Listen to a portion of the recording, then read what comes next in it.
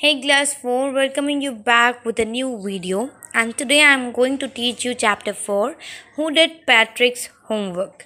तो आज मैं आपको पढ़ाने वाली हूँ चैप्टर नंबर 4 जिसका नाम है पैट्रिक का होमवर्क किसने किया। इस स्टोरी में हम देखेंगे कि एक बच्चा है जिसका नाम पैट्रिक है, जिसको कि अपने स्कूल होमवर्क करने का बिल्कुल मन नहीं करता, उसको होमवर्क बिल्कुल भी पसंद नहीं है, लेकिन उसको लास्ट में हर होमवर्क पे ए आता है, ग्रेड ए। तो वो कैसे आता है, we will read in this story. Patrick never like to do his homework too boring his cell. Patrick को कभी भी अपना होमवर्क करना अच्छा नहीं लगता है, वो बोलता है कि वो बहुत बोरिंग है। He love to play baseball and basketball and Nintendo instead. उसको होमवर्क करने की जगह बेसबॉल, बास्केटबॉल और निंटेंडो गेम खेलना बहुत अच्छा लगता है। His teachers told him, Patrick, do your homework or you won't earn anything। उसके टीचर्स हमेशा बोलते हैं कि पैट्रिक तुम अपना होमवर्क करो वरना तुम्हें कुछ नहीं मिलेगा। But what could Patrick do? He hated homework। लेकिन पैट्रिक कर भी क्या सकता है, उसे होमवर्क पसंद नहीं था। Then one day he saw his cat playing with a little doll। Patrick snatched it away. एक दिन क्या होता है कि वो अपने कैट को देखता है कि उसकी कैट एक लिटिल डॉल, छोटे से डॉल के साथ खेल रही है और पैट्रिक उससे वो डॉल छीन लेता है। But he could not believe his eyes, it was not a doll at all, rather a very tiny man and elf. लेकिन जब वो छीनता है तो उसको अपने आंखों पे विश्वास नहीं होता है क्योंकि जो वो डॉल छीनता है वो एक डॉल नहीं होता है, बल्कि एक छोटा इंसान होता है, एक एल्फ होता है। एल्फ का मतलब होता है एक मैन, स्पेशली जो स्टोरीज में होते हैं छोटे साइज के मैन होते हैं जिनके पास स्पेशल पावर होता है, जादू होता है। The elf wore a tall hat like a witch. और जो एल्फ रहता है वो एक टॉल हैट, लंबी सी टोपी पहने रहता है जैसे जादूगरनी पहनती है वैसे। Save me he yelled. और वो बार बार बोलता है मुझे बचा लो। Don't give me back to the cat. और वो बोलता है कि मुझे कैट को वापस से मुझे मत देना। I will grant you a wish, I promise you that। मैं प्रॉमिस करता हूँ अगर तुम मुझे कैट को नहीं दोगे तो मैं तुम्हें एक विश दूंगा। Patrick could not believe his luck। Here was the answer to all his problem। Patrick को अपने लक पे यकीन नहीं होता है और उसके हर क्वेश्चन का आंसर होता है, यहाँ पे हर प्रॉब्लम का आंसर होता है। So he said, will you do all my homework till the end of the term। तो ऐसे तो उसको बहुत ख़राब लगता था होमवर्क करना, उसको होमवर्क बिल्कुल पसंद नहीं था। और यहाँ पे एक एल्फ आ गया जो कि एल्फ सामने से कह रहा है कि अगर तुम्हारे पास कोई विश है तो मुझे बोलो, मैं पूरा कर दूंगा। तो पैट्रिक क्या करता है, एल्फ को बोलता है कि तुम्हें मेरे पूरे टर्म ख़त्म होने तक मेरा सारा होमवर्क करना होगा। Do a very good job, I could even get A's. और वो बोलता है कि अच्छे से काम करना, मुझे ए मिलना चाहिए। The little man face wrinkled like a dish cloth. और ये बात सुन करके जो छोटा सा आदमी होता है, जो एल्फ होता है, वो थोड़ा सा अपने कुछ सोचने लगता है। He kicked his legs, clenched his fist, and he scowled and pursed his lip। Oh, why did I promise? But I shall do it। तो एल्फ क्या करता है, पैट्रिक के पैर पे लात मारता है जिसकी वजह से पैट्रिक की मुट्ठी खुल जाती है और वहाँ से एल्फ निकल जाता है। लेकिन एल्फ बोलता है कि मैं तुम्हें प्रॉमिस क्यों करूँ, लेकिन मैं ये काम करूँगा लेकिन मैं प्रॉमिस नहीं करता हूँ। And true to his word that little elf began to do Patrick's homework। और जैसा कि एल्फ ने कहा था कि मैं तुम्हारा होमवर्क करूँगा, वैसे वो अपने बात का पक्का रहता है और शुरू कर देता है पैट्रिक का होमवर्क करना। But there was one problem। The elf did not always know what to do and he needed help। लेकिन एक प्रॉब्लम रहती है कि एल्फ को हमेशा पता नहीं रहता है कि कहाँ पे क्या लिखना है, इसलिए उसको हेल्प की ज़रूरत रहती है। Help me he would say. और हर होमवर्क में वो हेल्प मी, मदद करो बोलता है।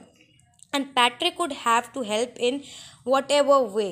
और पैट्रिक को उसकी हेल्प करनी पड़ती है किसी भी हाल में।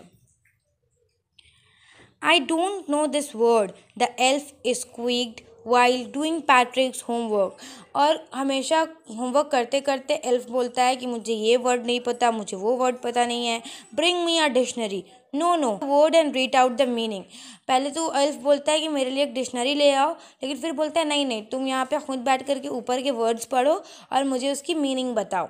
when it came to maths, Patrick was out of luck. लेकिन जब मैथ्स की बात आती है, जब एल्फ मैथ का वर्क करने के लिए बैठता है, तो पैट्रिक का लक यहाँ पे काम नहीं करता है. What are tables? The elf shrieked. तो एल्फ बोलता है ये टेबल्स क्या है? We elves never need that. हम लोगों को इसकी ज़रूरत नहीं पड़ती है. And what this addition, subtraction, division and fraction are? ये addition, subtraction, division और fraction क्या होते हैं?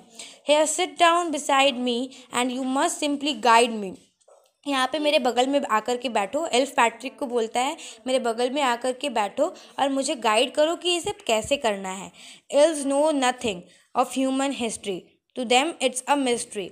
एल्फ को ह्यूमन की हिस्ट्री के बारे में कुछ भी पता नहीं रहता है और उसके लिए ये मिस्ट्री होती है. ये सब चीज़ एक ख़जाना जैसा होता है. So the little elf, already a shouter, just got louder. Bring me more books. I need books. More and more books. तो अब क्या होता है, जब उसको कुछ समझ में नहीं आता है, वो छोटा सा तो था ही, वो गुस्सा भी करने लगता है और गुस्से में बोलता है मुझे और बुक चाहिए, मुझे और बुकों की ज़रूरत है, मेरे लिए और बुक लेकर के आओ. And you can help me read them too. और तुम उसमें हेल्प भी कर सकते हो पढ़ने के लिए. एल्फ पैट्रिक को बोलता है. So Patrick had to work harder than ever before. जिसकी वजह से पैट्रिक को बहुत मेहनत करनी पड़ती है जितना वो पहले कभी नहीं करता था. He had to keep awake night after night. और उसको रात भर जागना पड़ता था होमवर्क की वजह से. He had never felt so weary. और उसको इससे पहले कभी भी इतनी थकान नहीं हुई थी. weary मतलब थकान होती है, ठीक है. इतना वर्क करता था, रात भर जागता था, इसलिए वो बहुत थक जाता था. Finally the last day of school arrived and Patrick kept his promise. और फाइनली आज उसका आखिरी दिन स्कूल का आता है और पैट्रिक ने अपने प्रॉमिस को पूरा किया. He let the elf go. अपने प्रॉमिस के हिसाब से अपने आखिरी लास्ट डे पे एल्फ को उसने जाने दिया. As for homework there was no more. So he quietly and slyly slipped out the back door. अब तो होमवर्क के लिए कोई था नहीं, इसलिए वो शांति से पीछे दरवाजे से चला जाता है. Patrick got his A's. His classmate were amazed. लेकिन पैट्रिक को सब होमवर्क में उसको A मार्क्स आते हैं. उसके क्लासमेट होते हैं वो सब हैरान हो जाते हैं. His teachers smiled and were full of praise. और उसकी टीचर्स बहुत खुश होती है और उसको बहुत सारी शाबाशियाँ देती है. And as for his parents they wondered what happened to Patrick. और उसके पेरेंट्स के लिए ये बहुत ही ज़्यादा हैरानी की बात होती है कि पैट्रिक को आखिर हुआ क्या है. He was now the model kid. क्योंकि अब वो बहुत अच्छा बच्चा बन गया है. He cleaned his room, did all his chores and was always cheerful, never rude to anybody. क्योंकि अब वो अपने रूम को हमेशा साफ सुथरा रखता था, अपने सारे काम खुद करता था, हमेशा खुश रहता था और किसी से भी गुस्सा से बात नहीं करता था, सबसे अच्छे से बात करता था.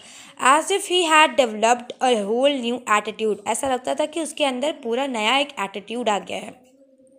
You see, in the end, Patrick still thought he had made that tiny man do all his homework. आपने देखा कि कैसे लास्ट तक पैट्रिक को ऐसा लग रहा है कि जैसे उसने एल्फ से सारे अपने होमवर्क कराएं. But let me reveal the secret. It's just between you and me. लेकिन मुझे एक सीक्रेट रिवील करने दीजिए जो कि सिर्फ मेरे और आपके बीच में होगा. It was not the elf who did Patrick homework but it was Patrick himself who had done it all. और ये सीक्रेट ये है कि वो एल्फ नहीं था जिसने पैट्रिक का होमवर्क किया. पैट्रिक ने अपने होमवर्क खुद से किए, लेकिन उसको लगता था कि उसका होमवर्क एल्फ ने किया. कैसे लगा? एल्फ की हेल्प करने की वजह से ही उसने अपने सारे होमवर्क खुद से किए. तो this is the story written by Carol more.